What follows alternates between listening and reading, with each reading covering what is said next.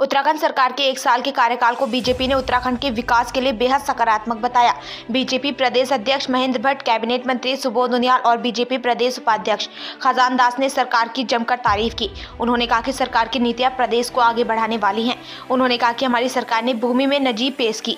उन्होंने कहा कि धामी सरकार में यूनिफॉर्म सिविल कोड को मंजूरी दी गई। महिलाओं के लिए 30% क्षैतिज आरक्षण का फैसला किया गया। जबरन धर्मांतरण पर सख्त कानून बनाया गया और सख्त नकल विरोधी कानून को भी मंजूरी दी गई। इसके साथ ही आंदोलनकारियों को 10% क्षैतिज आरक्षण पर भी सरकार ने बड़ा फैसला लिया। अंत्योदय के 1,76,000 परिवारों को 1 साल में 3 सिलेंडर मुफ्त दिए जाने की योजना इस सरकार से ही शुरू हुई। देखिए, 5 वर्ष की जब सरकार आती है तो पहला वर्ष सरकार की नीति और नियत दिखाता है। तो हमने नियत भी दिखाई और नीति भी दिखाई। नियत ये दिखाई अंत्योदय की भावना, नियत ये दिखाई भ्रष्टाचार पर चोट। जिस तरह भर्ती कांड हुआ और भर्ती कांड में जिस तरह से गिरफ्तारियां हुई, और ये कोई गुरेज नहीं किया कि हमारे दल का आदमी है या दूसरे दल का आदमी है।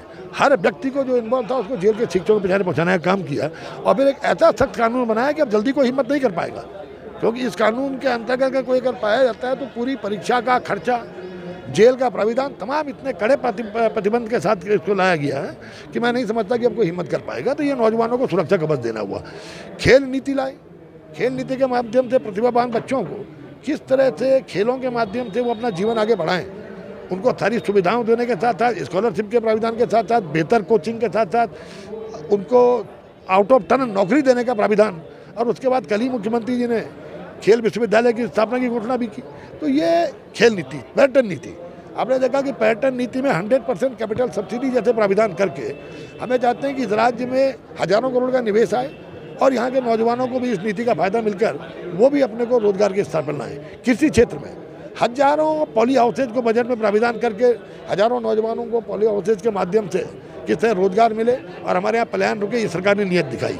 इसके अलावा सेब के क्षेत्र में राज्य को अग्रणी बनाने के लिए अगर आपको ध्यान होगा, विगत वर्ष 200% बजट हमने बढ़ाने का काम किया था और इस वर्ष 600% और बढ़ाया, यानी कि 2 सालों में 1200% सेब के क्षेत्र में बजट बढ़ाकर इस राज्य को सेब के क्षेत्र में सबसे अग्रणी राज्य को स्थापित करने की सरकार ने नीयत दिखाई। इस राज्य में 72% क्षेत्र जो है वना चाहती थे और लोगों का लगातार वनों के प्रति कनेक्शन टूट रहा था। हमने ये नीयत दिखाई कि वनों से लोगों को जोड़ने के लिए तमाम रिफॉर्म्स हमने, चाहे ट्री प्रोटेक्शन एक्ट हो, चाहे वन पंचायतों के माध्यम से आजीविका लोगों की कैसे चले उसको लेकर के वन पंचायत एक्ट में संशोधन हो, चाहे फॉरेस्ट फायर जो इस राज्य की वनाग्नि एक बहुत बड़ी समस्या है और ये पूरी दुनिया का एक ग्लोबल इशू है, ग्लोबल वार्मिंग से लेके क्लाइमेटिकल चेंजेस से लेके, और जिस तरह से लगातार वातावरण में पानी का लेवल नीचे जाते जा रहा है, इसके लिए कहीं ना कहीं जन सहभागिता की आवश्यकता थी। उसको देख के हमने फॉरेस्ट फायर मैनेजमेंट कमेटी ग्राम प्रधान की अध्यक्षता बनाने का निर्णय लिया। पहली बार जिलाधिकारी को इन्वॉल्व किया गया।